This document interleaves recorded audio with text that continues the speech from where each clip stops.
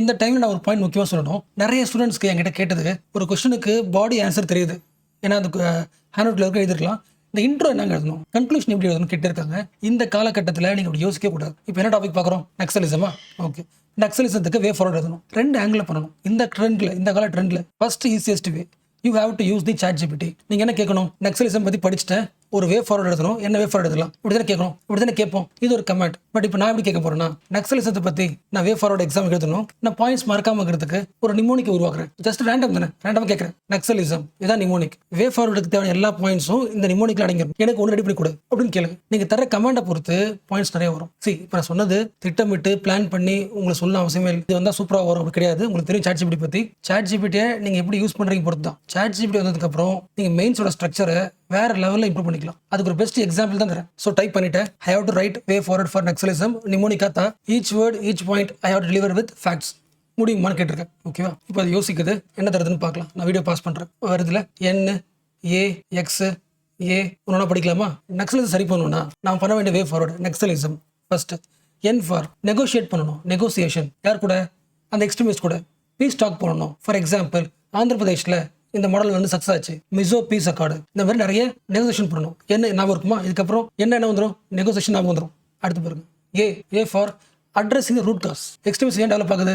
Poverty, unemployment, land reforms சரியாக கிடையாது, exploitation, tribal communities. இது எல்லா ரூட் காஸையும் அட்ரஸ் பண்ணணும். இதெல்லாம் சரி பண்ணா எக்ஸ்ட்ரீமிசம் சரியாயிடுன்னு யார் சொல்லியிருக்கா? செரன்சிங் கமிட்டி ஒரு ஃபேக்ட். அடுத்து எக்ஸ் பாருங்க, எக்ஸ்பேண்டிங் தி டெவலப்மெண்ட். அந்த ஏரியாவில் டெவலப்மெண்ட் கொண்டு வாங்க. இன்ஃப்ராஸ்ட்ரக்சர், ஜாப்ஸ் இதெல்லாம் எக்ஸ்பேண்ட் பண்ணுங்க. ஃபேக்ட் பாருங்க, மாவோஸ்ட் அஃபெக்ட் ஆன வில்லேஜில் 72% ரோடு கிடையாது. ரோடு கொண்டு வாங்க. Road recruitment plan. நெக்ஸ்ட் என்ன எக்ஸ் முடிச்சா அடுத்து ஏன் இதெல்லாம் செக்யூரிட்டி ஃபோர்ஸஸோட நடத்தை சரியில்லை. அக்கௌண்டபிலிட்டி அதிகமாக்குங்க. Accountability of security forces. So reducing the human rights violation. அதுக்கு பெஸ்ட் எக்ஸாம்பிள் பஸ்தார் பீஸ் இனிஷியேட்டிவ்ல வந்து போலீஸ் ட்ரைபல் ரிலேஷன். அடுத்து NAX எல்லாம் லோக்கல் கவர்னன்ஸ் சரி பண்ணுங்க.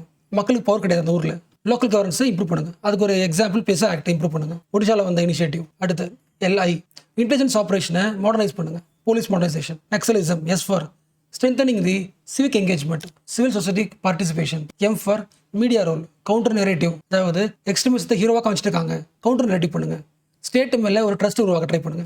அவ்வளோதானே, கரெக்டாக? அப்போ நக்சலிசம் என்னால் சிம்பிளாக இந்த நிமோனிக்கோட இது நான் வச்சுக்க முடியும். நெகோசியேஷன், ரூட் காஸ் அட்ரஸ் பண்ணணும், எக்ஸ்பேண்ட் இன்ஃப்ராஸ்ட்ரக்சர், ஆர்மி மாடர்னைஸ் பண்ணணும், லோக்கல் கவர்னன்ஸ் இம்ப்ரூவ் பண்ணுங்க, சோஷியல் ஆக்டிவிட்டியை சிவிக் என்கேஜ்மெண்ட் இம்ப்ரூவ் பண்ணுங்க, மீடியா நரேட்டிவ் மாற்றுங்க. ஜஸ்ட் இப்போ தானே படித்தோம். இதுக்கு முன்னாடி நான் ப்ரிப்பேர் பண்ணல. ஓகேவா?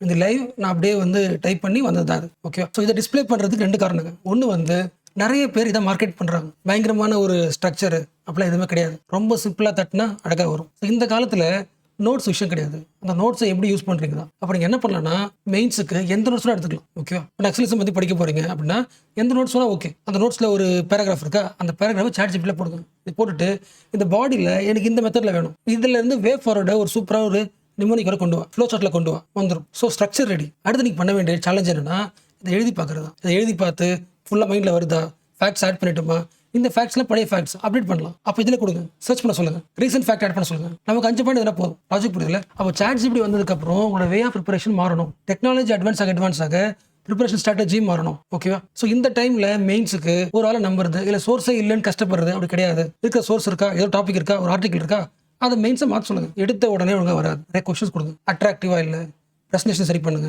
யூனிக்காக மாற்றுங்க, நிறைய வரும். அப்போ உங்களோட ப்ரிப்பரேஷன் வில் பி ஈஸியர். உங்கள்கிட்ட புக் இருக்குது, அதை ஆன்சராக மாற்றுறதுக்கும் டெக்னாலஜி இருக்குது, அதை எழுதி பார்க்குறது உங்களோட வேலை. ஸோ உங்கள்கிட்ட ஹேண்ட் அவுட் இருக்குன்னா அந்த ஹேண்ட் அவுட்லேருந்து நீங்களா ஸ்ட்ரக்சர் ரெடி பண்ணலாம். இல்லைனா ChatGPT-ல போட்டு ஸ்ட்ரக்சர் ரெடி பண்ணி அதை என்ன பண்ணலாம், எழுதி பார்க்கலாம். Use the technology. ஸோ இப்போ உங்கள் நோட்ஸ் பாருங்கள். நான் நோட்ஸ் கொடுத்துருக்கேன்ல ஹேண்ட் அவுட்டில், அதில் நக்சலிசத்துக்கு வேற ஒரு எக்ஸாம்பிள்ஸ் இருக்கும். NAXA வேற பாயிண்ட்ஸ் இருக்கும். அதே பாயிண்ட் நான் சொல்லலை, கம்ப்ளீட்லி டிஃப்ரெண்ட். ஸோ நீங்கள் யூஸ் பண்ணுறதை பொறுத்து தான் இது ஒன்று.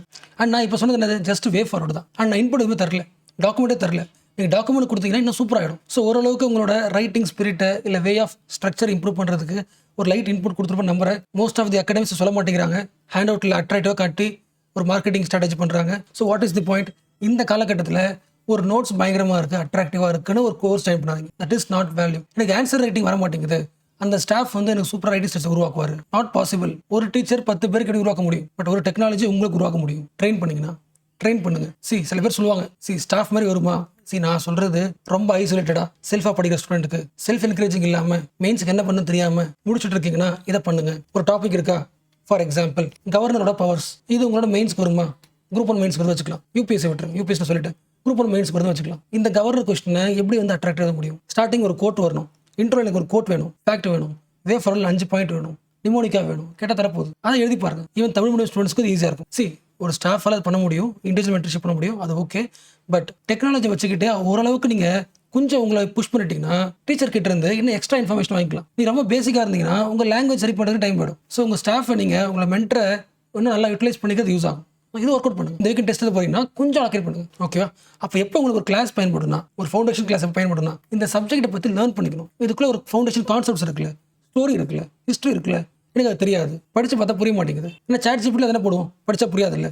ஒரு பேக்ரவுண்ட் நாலேஜ் இல்லைன்னா எவ்வளோ ஈஸியாக தான் புரியாதுன்னு. அப்படி சாட் ஜிபிடி படிக்கும்போது புரிஞ்ச மாதிரி இருந்தாலும் ரியல் கண்டெக்ட் தெரியாது. ஸோ அப்போ அந்தந்த எக்ஸாமுக்கு இந்த ஃபார் எக்ஸாம்பிள் இப்போ வந்து இன்டர்னல் செக்யூரிட்டியில் இந்த சாப்டரை யூபிஎஸ்சி எக்ஸாம் எப்படி படிக்கணுன்ற அந்த ஸ்ட்ராட்டஜி தெரியும், ஸ்டாஃப்க்கு தெரியும். அந்த ஃபவுண்டேஷன் கோர்ஸை நீங்கள் எடுத்துக்கலாம். ஆல்ரெடி ஃபவுண்டேஷன் நம்ம ஸ்ட்ராங்காக இருக்கீங்கன்னா ரைட்டிங் ப்ராக்டிஸ் மட்டும் தான் உங்களுக்கு ப்ராப்ளம்னா ஃபர்ஸ்ட் இது ஒர்க் அவுட் பண்ணுங்க. உங்ககிட்ட ஹேண்ட் அவுட்ஸ் இருக்குது, அந்த ஹேண்ட் அவுட்ஸில் கொஸ்டின்ஸ் ஃப்ரேம் பண்ண சொல்லுங்க. அந்த கொஸ்டின் வந்து யூபிஎஸ்சி பாயிண்ட் ஆஃப் இருக்கான்னு பாருங்க. அடுத்த ஆன்சர் ரெடி பண்ணி எழுதி பாருங்க. ஸோ ஓரளவுக்கு நான் இன்புட் கொடுத்துட்டு நினைக்கிறேன்.